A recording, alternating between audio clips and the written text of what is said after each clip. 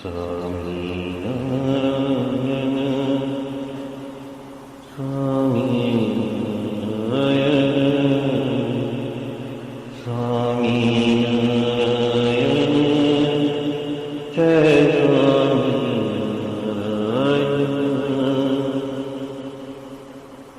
स्वामीनारायण स्वामीनारायण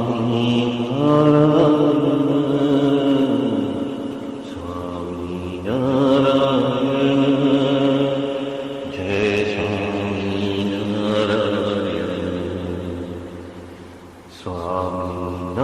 स्वामीनारायण जय स्वामीनारायण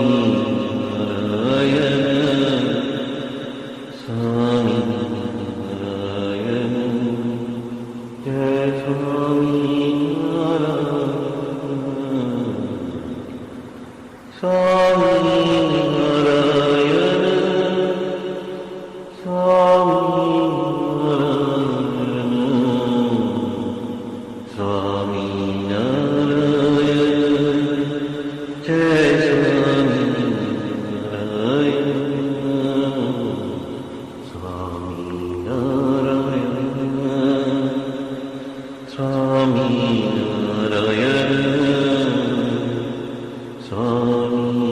स्वामीनारायण जय स्वामीनारायण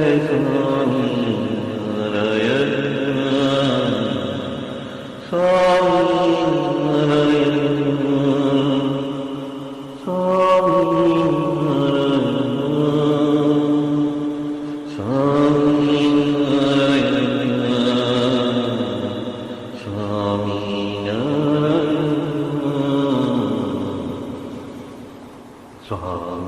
स्वामीनारायण जय स्वामीनारायण स्वामीनारायण जय स्वामीनारायण। सहजानंद स्वामी महाराज की जय जय जय।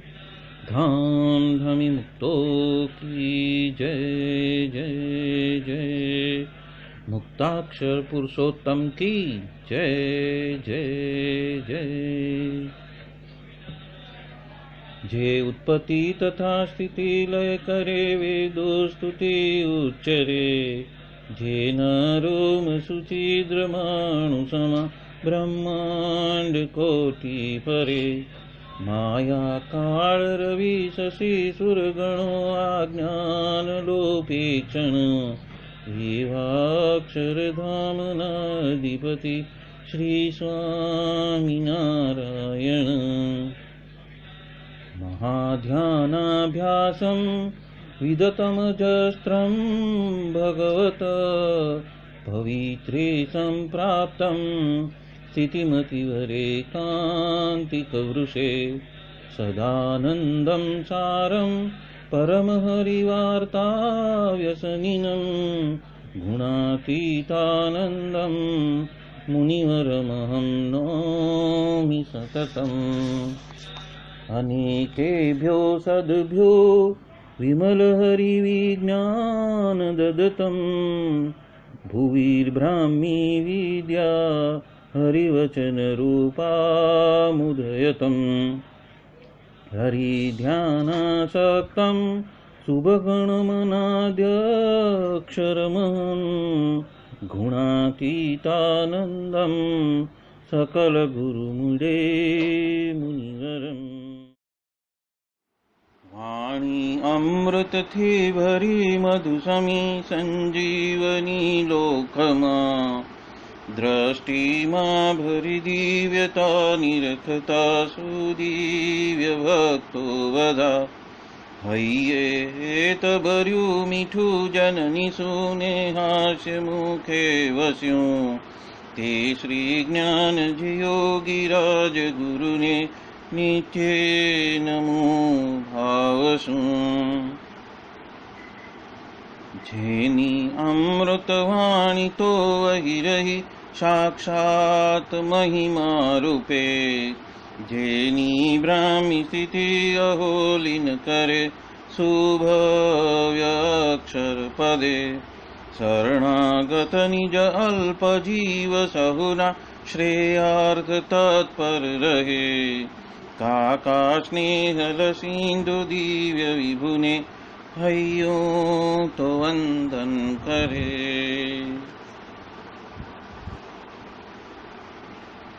क्षिप शांत प्रशांत सागर समा साधु गुणे जे शोभता जेना दर्शन ने समागम थकी शांति सहु पामता जे छे मानस पुत्र का काजिना ने भजन मालिन रहे एवा साधक वृंदना गुरु सुरत वंदन भरत भाईने। भक्ति सभर गुलतान थईने महापूजा जे करे अनुवृत्ति अद्भुत जाळवी रीझया काकाजीने मलकंतु मुख पुलकित हयो युवानो ने जे गमे एवा सुरद भूलकु विरल वंदन अहो असी भाईने। ब्रह्म रूप निज ने मानतावळी श्रीजी हइये धारता जे मस्त रहीने प्रभु भजन मा सुरद भाव धारता महिमा सभर दासत्व छलके जीवन माछे सहजता काका स्वरूप दिन कर विभु संभारवामा धन्यता।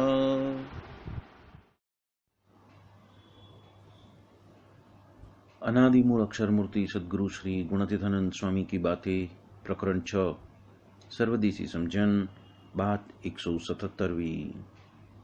स्वामीनारायण हरि स्वामी बात करते हैं।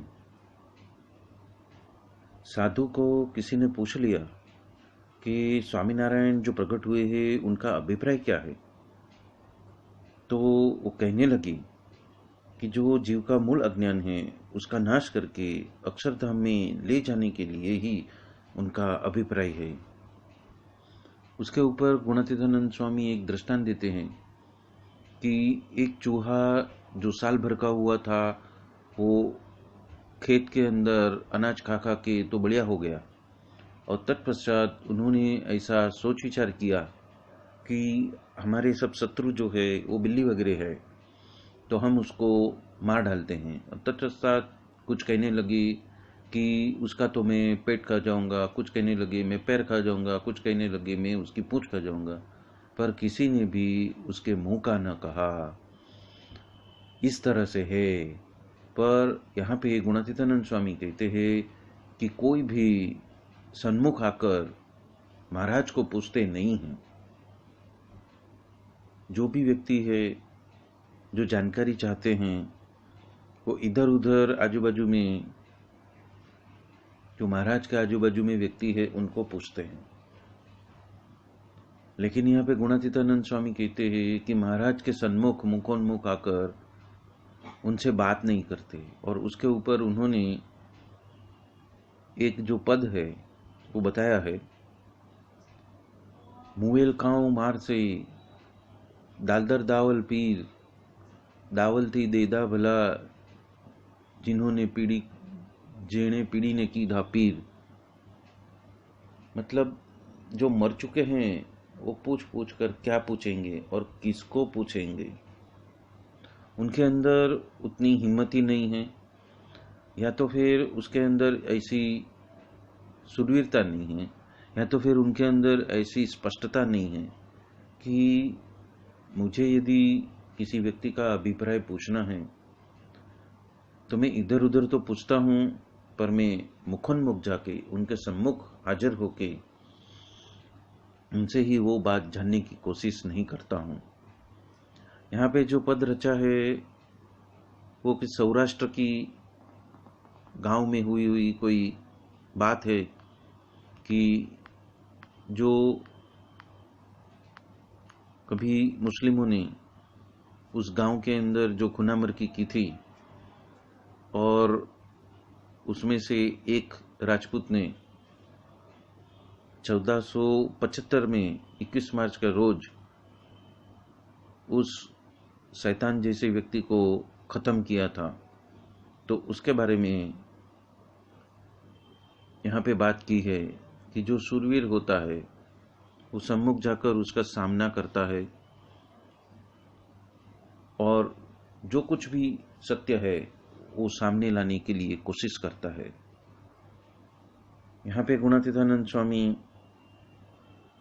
ऐसे भक्तों की बात करते हैं कि जिनको ये स्वामीनारायण भगवान का सानिध्य तो अच्छा लगता है, पर वो ऐसे भीरू है कि वो सन्मुख आकर स्पष्ट रूप से कुछ बात रख नहीं सकते, क्योंकि वो इतने अनजान हैं, इतने अंधकार में हैं कि सामने उसको कौन मिला है वही उनको पता नहीं है, और बहुत ही लघु दृष्टि से उनको देखते हुए थोड़ी ही कोई अनजाने की बात को सुनकर अपना अभिप्राय बांध लेते हैं और उसके हिसाब से ही संपूर्ण जीवन व्यतीत कर देते हैं। यानी कि हाथ में आया हुआ ऐसा कोहिनूर जैसा हीरा पत्थर समझकर फेंक देते हैं, छोड़ देते हैं, उसको त्याग देते हैं, उसका महिमा समझ नहीं सकते और अपना जीवन गंवा देते हैं उसी ग्रेड में, संसार और व्यवहार की ग्रेड में ही ऐसी दिव्य उपलब्धि को वो त्याग देते हैं। ये बात यहाँ पे गुणातीतानंद स्वामी हम सबको यहाँ पे बता रहे हैं। यह 173वीं बात में गुणातीतानंद स्वामी कहते हैं कि जीव की बुद्धि कहाँ तक पहुँचती है और वो किसको देख के किसको पूछते हैं और वो क्या पूछते हैं। ऊपर ऊपर से पूछा करके अपनी धारणा के हिसाब से वो कुछ समझे नहीं समझे और आगे बढ़ जाते हैं। ऐसे भक्तों की, ऐसे जीवों के बारे में बात करते हैं। और ऐसी ही बात उसको स्पष्ट रूप से समझाने के लिए प्रकरण 6 में 95वीं बात में गुणातीतानंद स्वामी ने जो आपको मुखोन्मुख मिले हैं ऐसे जो स्वामीनारायण भगवान हैं वो कहाँ से आए हैं, उसकी बात यहाँ पे प्रकरण 6 की 95वीं बात में कही है। उसके लिंक उपलब्ध है और उस लिंक पे जाके आप आगे उसकी जो हकीकत है वो सुन सकते हैं। प्रकरण 7 के 16वीं बात में गुणातीतानंद स्वामी कहते हैं कि जो सर्वथकी पर ऐसा जो अक्षरधाम और उसके अधिपति ऐसे जो प्रत्यक्ष पुरुषोत्तम भगवान वो आपके सन्मुख साक्षात्कार आपको प्राप्त कराते हुए वो बैठे हैं और पुरुषोत्तम का आपको दृढ़ आश्रय हुआ है। यह पुरुषोत्तम इस आपकी सभा में आकर बैठे हैं और आपको स्वयं की मूर्ति का प्रत्यक्ष सुख दे रहे हैं। इसीलिए अब आपको कुछ करना बाकी रहा नहीं है। और जिस तरह से अक्षरधाम के मुक्त को पुरुषोत्तम भगवान सुख की प्राप्ति देते हैं, ऐसी ही आपके पास में भी ये प्रत्यक्ष पुरुषोत्तम सुख की प्राप्ति हो चुकी है। उस पुरुषोत्तम के संबंध के वजह से आपकी बहुत बड़प्पन है और उपरांत अनंत कोटि ब्रह्मांड में हमारा किया हुआ जो होता है वो हमारे प्रताप से करके आपका भी अनंत कोटि ब्रह्मांड में आपका किया होता है, पर उसको आप जानते नहीं हो। वो तो ऐसे असमर्थ आपको रखे हैं। उसका कारण तो क्या है, तो कि प्रत्यक्ष भगवान का सुख लेने के लिए ही आपका जो सामर्थ्य है वो कम करके रखा दिया है, कम करके रख दिया है। और ऐसा ही आपका जो सामर्थ्य है ऐसा ही यदि मैं दिखाऊं तो आपकी इस लोक में कोई घंटी ही रहे नहीं और उसके वजह से कोई जीव का कल्याण भी न होए। इसीलिए निर्भय होकर प्रत्यक्ष पुरुषोत्तम का भजन सुमिरन कर लेना, पर इस लोक के दुख के वजह से आप दुखी मत होना। प्रकरण 9 की 55वीं बात में गुणातीतानंद स्वामी ये जो संबंध प्राप्त हुआ है उसकी विशेषता बताते हुए कहते हैं कि हमें तो आसरा का बल है और ये देह लोक और जो भोग वगैरह है और जिसके वजह से जीव दुखी रहता है वो तो जैसे अपने पैर में जो छाण लिपट गया है उसके जैसा है। वो तो जैसे जैसे हम पृथ्वी के ऊपर चलते जाएंगे ऐसे ऐसे वो कंकर के साथ में वो तो सब निकल जाएगा और उसी तरह से वो सब का नाश हो जाएगा। ये बात यहाँ पे गुणातीतानंद स्वामी बता रहे हैं। प्रकरण 5 की 11वीं बात में गुणातीतानंद स्वामी बता रहे हैं, जिसके सन्मुख आप बैठे हो ऐसे ये प्रकट भगवान तथा ये साधु का तो आपको दृढ़ आश्रय हुआ है, वो तो अंत में अक्षरधाम में ही जाने वाले हैं। और इस हिसाब से जिन्होंने आश्रय नहीं किया है और दूर दूर से ही सब बातें देखते रहते हैं और समझने की कोशिश करते हैं, वो तो अक्षरधाम में नहीं जाने वाले और उनके साथ में प्रीति है उसी के धाम में वो जाएंगे। वहाँ पे उन्होंने दृष्टांत दिया कि गायकवाड़ का जो बेटा है वो मूला के लिए तो रोता भी है, फिर भी राज तो उसको ही मिलने वाला है। तो ये उपलब्धि की बात है कि आप किसके सन्मुख आए हो और वो कौन है और वो आपको कहाँ पे पहुँचा सकते हैं और आपको कैसा अनंत सुख दे सकते हैं, उसकी कल्पना आप नहीं कर सकते। और इसलिए यहाँ पे गुणातीतानंद स्वामी कहते हैं कि जिसको इस साधु का दृढ़ आश्रय हुआ है वो तो अक्षरधाम में ही पहुंचने वाले हैं।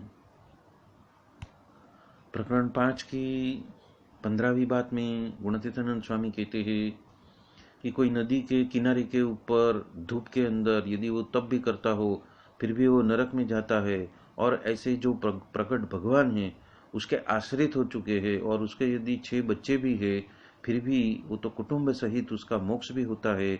और ये बात सभी को समझ में नहीं आने वाली, ऐसा ये महिमा यहाँ पे गुणातीतानंद स्वामी ने प्रकट भगवान के संबंध का बताया हुआ है।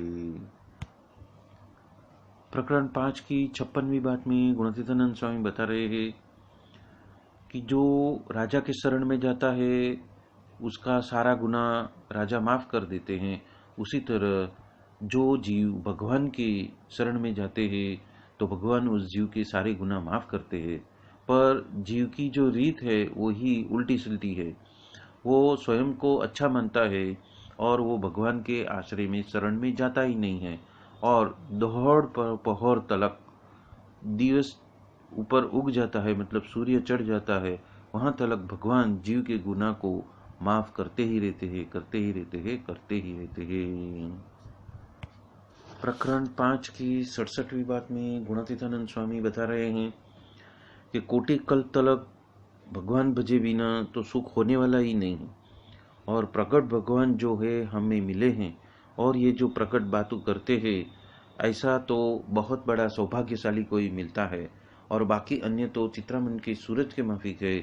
और स्वामीनारायण भगवान ने तो यदि जो अपने शरण में आया है और उनको भगवान जाना है तो उसको तो मक्खन में से जैसे शुद्ध घी निकाल के दे देते हैं, उसी तरह से ही इस देह से वो अपनी आत्मा को, जीव को अलग कर देते हैं और ब्रह्म रूपत्व का ज्ञान और स्थिति उसको दे देते हैं।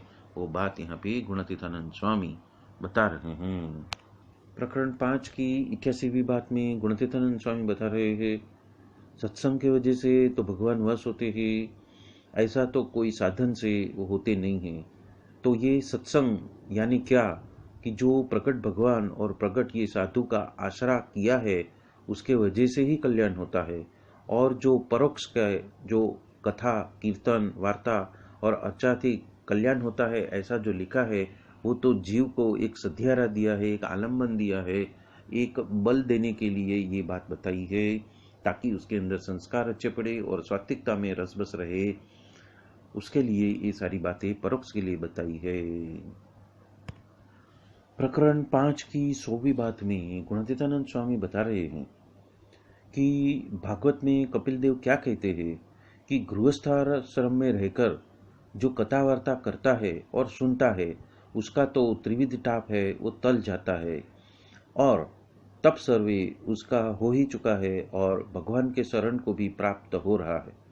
गृहस्थाश्रम में बहुत काम और बहुत विघ्न है, इसलिए उसको तो बहुत अधिक कहा है। गृहस्थाश्रमी को भगवान की मूर्ति धारण करके रहते हैं, ऐसा तो साधु का उसका आश्रय है, वो तो घर में बैठकर ही सभी तीर्थ को प्राप्त कर रहा है। ये बात यहाँ पे गुणातीतानंद स्वामी हम सबको बता रहे हैं।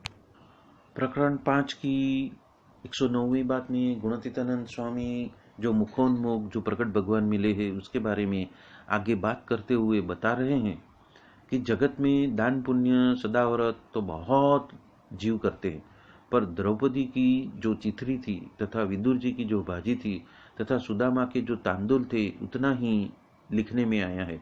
भगवान तो अदम उदाहरण है, पतित पावन है और अशरण शरण है, पर भगवान का आश्रा जीव करे तभी ना, तो उसके ऊपर अजामेल तथा वेश्या की नियम पालने की बात करी। इसीलिए आधार के बिना तो दृढ़ता रहती नहीं है। आधार क्या, तो कि यदि हम कुएं के अंदर डूब रहे हैं और यदि किसी पेड़ का जो मूल्य है वो यदि हाथ में आ जाए तो हम डूबने से बच जाते हैं, ऐसी दृढ़ता रहती है।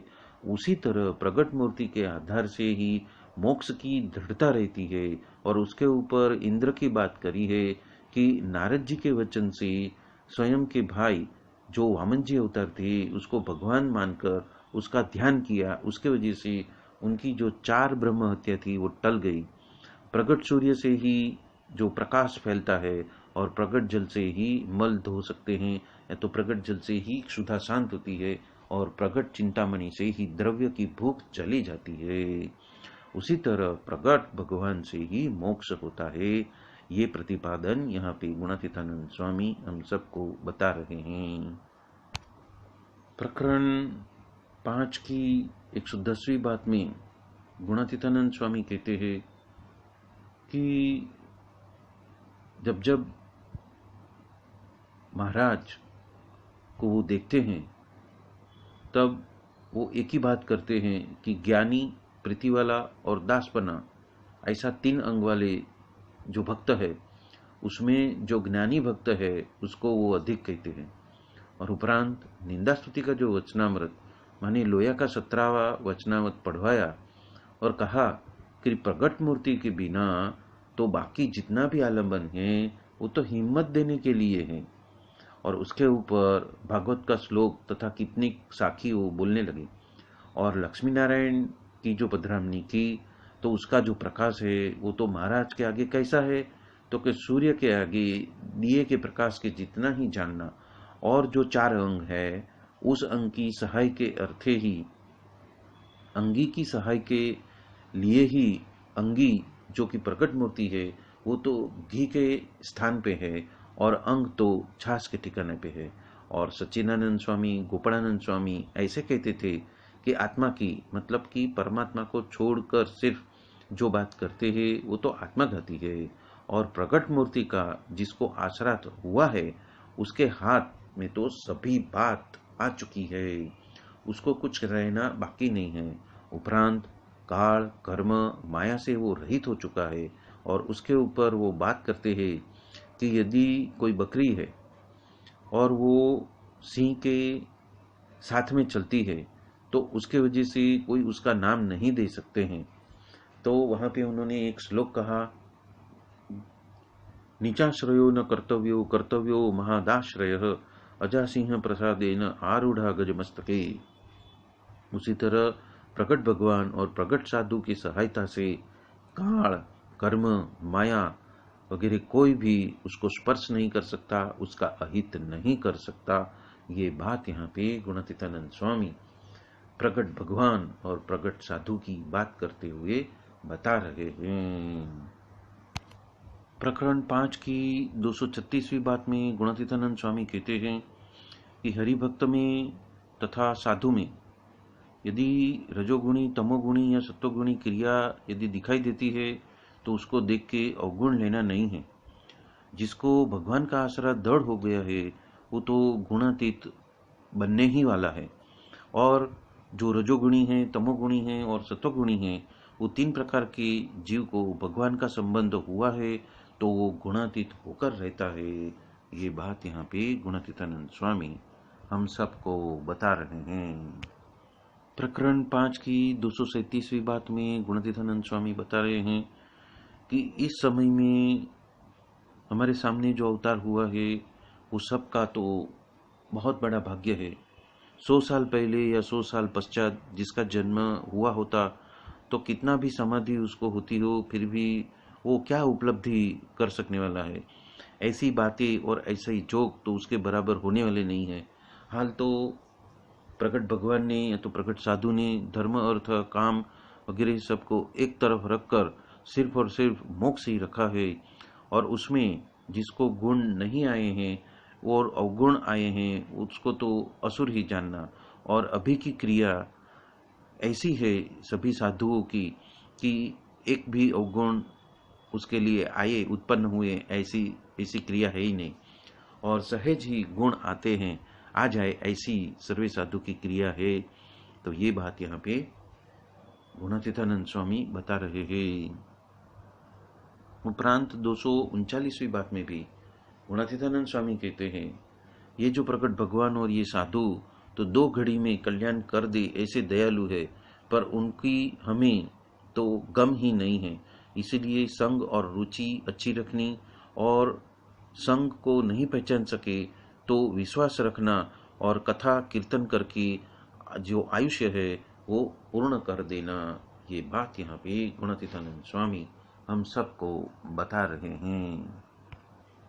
प्रकरण 5 की 258वीं बात में गुणातीतानंद स्वामी बता रहे हैं, कोठार में हरिशंकर भाई ने प्रश्न पूछ लिया कि हे महाराज, आश्रय का स्वरूप क्या है। तब उन्होंने उत्तर किया कि जो पत्नी है बच्चे हैं तो उनका आश्रय कैसा है उसी तरह से, उपरांत रुपया होएंगे तो हम भूख से नहीं मर जाएंगे, यह है आश्रय का बल। उपरांत भगवान के बिना अन्य में माल मानते ही नहीं है, वो है आश्रय का आश्रय का स्वरूप। और ऐसा आश्रय हो उसको तो भगवान अच्छे साधु का संग दे देते हैं, ज्ञान भी देते हैं, स्वयं के पास में भी रखते हैं, और ऐसे भक्त की फिकर तो भगवान स्वयं अपने ऊपर ले लेते हैं।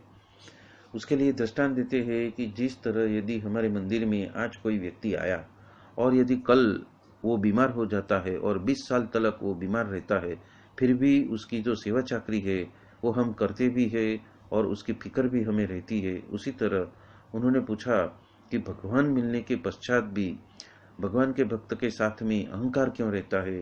तब वो बता रहे हैं कि वो तो रजोगुण में ऐसा रहता है, रजोगुण की प्रबलता की वजह से ऐसा रहता है। वो बात यहाँ पे गुणातीतानंद स्वामी हम सबको बता रहे हैं।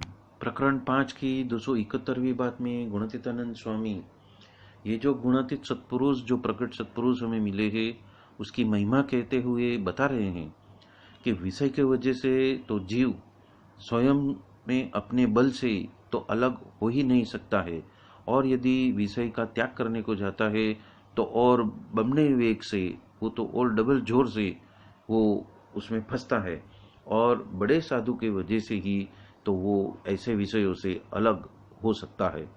वहाँ पे दृष्टांत उन्होंने दिया कि दूध और पानी तो किसी से भी अलग हो नहीं सकता, पर यदि हंस करते हैं तो वो दोनों अलग हो जाते हैं। वैसी तरह ऐसे ये गुणातीत साधु है, ऐसे ये प्रकट साधु है, तो उसकी पहचान कर लेनी, वो बात यहाँ पे गुणातीतानंद स्वामी हम सबको बता रहे हैं। प्रकरण 5 की 267वीं बात में भी गुणातीतानंद स्वामी कहते हैं कि प्रकट साधु जो है, जो बड़े बड़े साधु है, वो थोड़ी भी दृष्टि कर ले, यानी कि थोड़े भी राजी हो जाए तो कामादिक उसको पीड़ नहीं सकता है, और स्वयं के बल से यदि कितना भी दाखड़ा करे जीव, फिर भी वो कामादिक से काम आदिक वगैरह वो जीव को बराबर करते ही रहते हैं।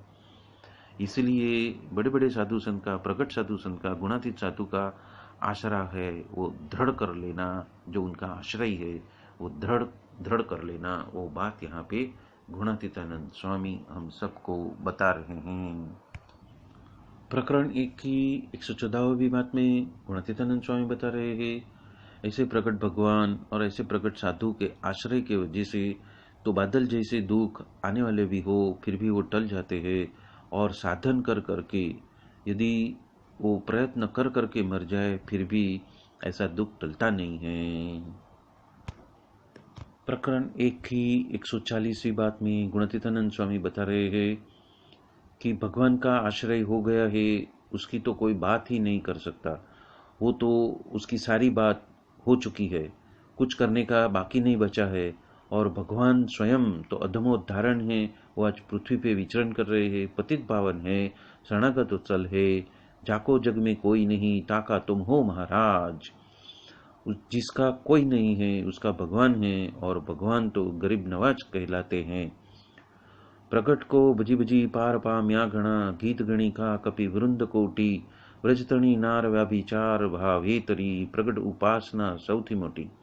इसलिए प्रकट के जैसी तो कोई बात ही नहीं है, और प्रकट सूर्य की वजह से ही उजाला होता है। इसलिए प्रकट का जिसको आश्रय हो गया है उसी का ही बल रखना है।